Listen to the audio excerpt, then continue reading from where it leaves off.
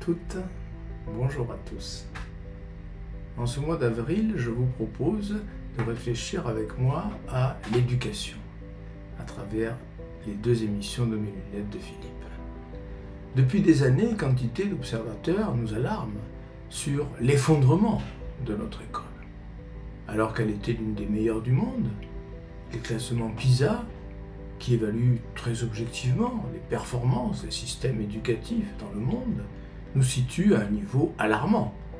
23e au niveau mondial, la France est par exemple 24e en compréhension de l'écrit, ce qui est absolument tragique. Selon l'OCDE, les derniers résultats de la France sont, je cite, parmi les plus bas jamais mesurés, et on relève, je cite encore, une baisse historique du niveau des élèves. Comment expliquer cet effondrement? D'éminents philosophes ont dénoncé la haine de soi qui caractériserait la civilisation occidentale en général, la société française en particulier. Mais très rares sont ceux qui ont lié difficulté à enseigner et haine de soi. Il y a plus d'un siècle, Charles Péguy, en 1904, fut l'un des premiers à le faire. Je le cite. « Quand une société ne peut pas s'enseigner, c'est que cette société ne peut pas s'enseigner. C'est qu'elle a honte, c'est qu'elle a peur de s'enseigner elle-même. Une société qui n'enseigne pas est une société qui ne s'aime pas. » Très belle formule de Charles Péguy. Enseigner, qu'on le veuille ou non, c'est établir des préférences, c'est hiérarchiser.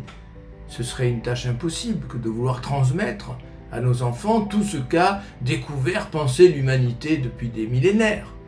Enseigner, c'est choisir, c'est parier sur la qualité de ce que l'on transmet.